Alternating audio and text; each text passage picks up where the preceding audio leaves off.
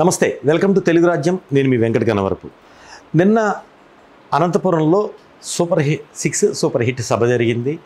దాదాపు సంవత్సరన్నర కాలం తర్వాత ఈ పథకాల గురించి కానీ రాష్ట్ర ప్రభుత్వం పరిపాలన మీద కానీ ఓవరాల్గా మొదటి సభ అని చెప్పుకోవచ్చు. ఈ సభలో చంద్రబాబు నాయుడు, పవన్ కళ్యాణ్, తెలుగుదేశం పార్టీ అధ్యక్షుడిగా ముఖ్యమంత్రిగా చంద్రబాబు నాయుడు, జనసేన పార్టీ అధ్యక్షుడిగా డిప్యూటీ సీఎంగా పవన్ కళ్యాణ్, అదేవిధంగా భారతీయ జనతా పార్టీ నూతన అధ్యక్షుడిగా మాధవ్, ఈ ముగ్గురు ప్రధానంగా అక్కడ స్టేజ్ మీద చూడొచ్చు. ముగ్గురం కలిసికట్టుగానే ఉన్నాము. మేము ఎన్నికల ముందు కోయిలేషన్లో వెళ్ళాము, ఎన్నికల తర్వాత కూడా కలిసికట్టుకునే పనిచేస్తున్నాము. వీళ్ళు అంతా ఒకటే, కూటమి బలంగా ఉంది, మంచిగా పనిచేస్తోంది. గత ప్రభుత్వం చేసిన తప్పుల్ని ఎత్తుచూపుతూ ఈ ప్రభుత్వం చేస్తున్న సంక్షేమ అభివృద్ధి పథకాలను చూపించాలి, ఎక్స్పోజ్ చేయాలని ఏదైతే కూటమి నిన్న పెట్టిందో సభ, ఆ సభ వాళ్ళు అనుకున్న యాంగిల్లో సక్సెస్ అయినట్టే చెప్పచ్చు. పబ్లిక్ ఆ సభకు రావటం కానీ, లక్షల్లో జనాభా వచ్చారు. ప్రభుత్వం చెప్పాలనుకున్న మాట పూర్తి స్థాయిలో పబ్లిక్కి చేరే విధంగా చెప్పగలిగింది. సో ఇక్కడ మూడు పార్టీల కూటమి సక్సెస్ అయింది, రెండు విధాలుగా సక్సెస్ అయిందని చెప్పారు నిన్న ఇండైరెక్ట్గా. ఏంటి, మేము ఐకమత్యంగా ఉన్నాము. ఫస్ట్ గెలుపు, మూడు పార్టీలు కలిసి గెలుపును సాధించాయి, అంటే ప్రత్యర్థి మీద బలమైన విజయాన్ని సాధించాయి. రెండవది, ఆఫ్టర్ ఎలక్షన్స్ కూడా పరిపాలనలో కూడా ముగ్గురం భాగమై కోఆర్డినేషన్తో పనిచేస్తున్నాము, ముగ్గురికి గోల్స్ ఉన్నాయి అని చెప్పడం జరిగింది. ముఖ్యంగా చంద్రబాబు నాయుడు మాటల్లో ప్రధాన అంశాలు మనం హైలైట్స్ చూద్దాం. ఇక్కడ తమ్ముళ్ళ స్పీడు, జనసైనికుల జోరు, కమలదళం హోరు తో రాష్ట్రం ముందుకు పోతుందనే లైన్తో ఆయన స్టార్ట్ తీసుకున్నారు. అభివృద్ధి సంక్షేమంలో రాష్ట్రం దూసుకుపోతుందని చెప్పారు.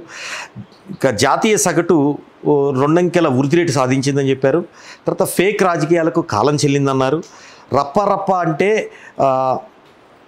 బెండు తీస్తామని చెప్పారు. అంటే కొంత మాస్ లాంగ్వేజ్లో కూడా చంద్రబాబు నాయుడు మాట్లాడారు అని అనుకోవచ్చు. రెండవది, ఇక్కడున్నది సిబిఎన్ పవన్ అని, అంటే ఇక్కడ పవన్ కళ్యాణ్ని కూడా కలుపుకుంటున్నాను అనేక సందర్భాల్లో అది ఆయన చెప్పకనే చెప్పారు. ఇప్పుడు కూడా ఈ సభ సాక్షిగా కూడా ఇక్కడ ఉన్నది సిబిఎన్ అనేవారు గతంలో, అంటే 2024 కంటే ముందు.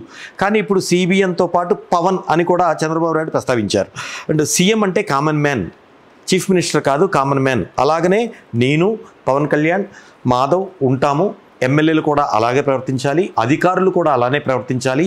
ఎమ్మెల్యేలు తప్పు చేసినా, అధికారులు తప్పు చేసినా, కార్యకర్తలు తప్పు చేసినా ఊరుకునేది లేదు. ఆఖరికి మేము తప్పు చేసినా ఎవరిని ఉపేక్షించేది లేదు అని గట్టిగా అయితే వార్నింగ్ ఇచ్చారు. రెండవది, నాకు సీఎం పదవి వారే ఇచ్చారు ప్రజలు. ఇక్కడ ఒక చొరకేశారు. ఎట్లా వేశారు, ప్రతిపక్ష హోదా ఇవ్వాల్సింది ప్రజలు, ఆయనకి ప్రతిపక్ష హోదా కావాలంట, ఇవ్వాలంట. ప్రతిపక్ష హోదా తమ్ముళ్ళు నేను ఇచ్చానా, నేను ఇవ్వాల్సింది మీరు.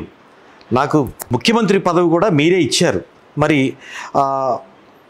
దాని మీద జగన్ ఏదైతే ప్రతిపక్ష హోదా కావాలని ఆయన ఆశిస్తున్నారో దాని మీద బహిరంగ సభలో ఒక చణుకైతే ఇచ్చారు. రెండోది, వైసీపీ నేతలది ధృతరాష్ట్ర కౌగిలి, ఎవరైనా నమ్మి వెళితే మళ్ళీ ఇబ్బందులు తలెత్తక తప్పదు అనేది ఆయన ఒక వార్నింగ్ ఇచ్చారు. సిద్ధం అని ఎగిరిపడ్డారు. ఇప్పుడు అసెంబ్లీలో చర్చకు సిద్ధమా అంటే తోక ముడుస్తున్నారు అని మాట్లాడారు. సో అనంతపురం సభలో ఆయన చెప్పాలనుకున్నది, పబ్లిక్కి తెలియజేయాలనుకున్నది స్పష్టంగా పబ్లిక్ ముందైతే ఉంచారు. అంటే ఓవరాల్గా అయితే పథకాలకు, అంటే ఆయన ఇక్కడ ఒక మాట వాడారు, లోటు బడ్జెట్తో ఉండి అనేక సమస్యలతో ఉన్నప్పుడు 164 సంఖ్యతో మేము ప్రభుత్వాన్ని ఏర్పాటు చేశాం. ప్రభుత్వాన్ని ఏర్పాటు చేసే సమయానికి కర్ణుడు శాపాల్లాగా ఉన్న పరిస్థితి, ఒక్కొక్కటి అధిగమించుకుంటూ సంక్షేమాన్ని కూడా జాగ్రత్తగా ఇచ్చిన హామీలను నెరవేరుస్తూ అభివృద్ధికి ఎలా బాటలు వేయాలి. ఇక్కడ ఇంకోటి కూడా ఆయన ప్రస్తావించారు. ఏంటి, చాలా పెట్టుబడులు తీసుకొచ్చాం మేము. సంక్షేమం అంటే డబ్బులు పంచటం కాదు, కావలసిన దాన్ని సంక్షేమం ఎవరికైతే ఉండాలో ఆ లబ్ధిదారులకు అందజేస్తూనే వారిలో అభివృద్ధి ఎలా చేయాలి. గతంలో నేను ప్రతి ఇంటికి ఒక ఉద్యోగం అనే స్లోగన్ తీసుకున్నాను. అలానే ప్రతి ఇంటికి ఒక ఉద్యోగం కల్పించే విధంగా ప్రభుత్వ, ప్రైవేటు అన్ని రంగాల్లోనూ ఉద్యోగాలు వచ్చే విధంగా కృషి చేశాను. కానీ నా స్లోగన్ మారింది, ఇంటికి ఒక పారిశ్రామికవేత్తను తయారు చేయాలన్నదే ఇప్పుడు నా సంకల్పం. ఆ సంకల్పం ద్వారా రాష్ట్రం అభివృద్ధి చెందుతుంది, కుటుంబాలు అభివృద్ధి చెందుతాయి, దేశం బాగుంటుందనే నినాదాన్ని అయితే ఆయన పబ్లిక్గా చెప్పడం జరిగింది. రెండవది, నేపాల్లో ఏదైతే సోషల్ మీడియా బ్యాన్ వల్ల జరిగిందో ఆ సోషల్ మీడియా బ్యాన్ వల్ల అక్కడ ప్రభుత్వం చర్యలు తీసుకుంది. సోషల్ మీడియా బ్యాన్ తర్వాత ఆందోళనకారులు నిప్పిపెట్టారు, కొంతమంది చనిపోయారు, తర్వాత పోలీసులు కాల్పులు జరిగినాయి. ఇక ఆ వివాదంలో చాలా ఇబ్బందికర పరిస్థితులు అయింది. చివరికి అక్కడ కేపీ శర్మ ఓలీ కూడా రాజీనామా చేశారు. సైన్యం పరిస్థితిని తన చేతిలోకి తీసుకుంది. అంతర్జాతీయ విమానాశ్రయాన్ని నిలిపేశారు ప్రస్తుతానికి. అక్కడున్న తెలుగు వారికి ఇబ్బందులు లేకుండా లోకేష్ బాధ్యత తీసుకుంటారు, ఇది బాధ్యత అంటే అని కూడా ప్రస్తావించారు. అంటే అక్కడ ప్రొజెక్షన్ అనేది కొంత లోకేష్కి ఇచ్చినట్టుగా అర్థమవుతోంది. ఆయన దగ్గర క్యాపబుల్ ఉండొచ్చు కాక ఆ సభసాక్షిగా చెప్పటం అనేది కూడా కొంత లోకేష్కి క్యాపబుల్ కాబట్టి ఆయనకి ఆ బాధ్యత నేను ఇస్తున్నాను, ఆయన చేయగలడు, బాధ్యత అంటే ఇది, కమిట్మెంట్ అంటే ఇది అని చెప్పకనే చెప్పారని అనుకోవచ్చు. సో ఓవరాల్గా అయితే ఒక పక్క ప్రత్యర్థి పార్టీని విమర్శలు చేస్తూనే మరో పక్క తాను చేసే అభివృద్ధి సంక్షేమ పథకాలను చెబుతూ ఫ్యూచర్లో ఆయన తీసుకోవాల్సిన నిర్ణయం, ఓ పక్క ఉద్యోగస్తుల గురించి డిఎస్సి, మెగా డిఎస్సి గురించి కూడా చెప్పారు. తర్వాత ప్రైవేటు సంస్థల ద్వారా వచ్చిన ఉద్యోగాలు ఎన్నో కూడా ఆయన ప్రస్తావించారు. ఓవరాల్గా సభలో వాళ్ళు చెప్పాలనుకున్నది ఖచ్చితంగా 3 పార్టీలు చెప్పాయి. ప్రజలు ఏ విధంగా దీన్ని రిసీవ్ చేసుకుంటారు, ప్రభుత్వం చెప్పిన ఏదైతే ఇంటికి ఒక పారిశ్రామిక సంకల్పం ఎలా అమలవుతుంది, సంక్షేమ పథకాల్లో పూర్తి స్థాయిలో తెలుగుదేశం పార్టీ ఎలా నెరవేరుస్తుంది వేచి చూద్దాం. Thank you. హలో, తెలుగు రాజ్యం ఛానల్ చూస్తున్నారా?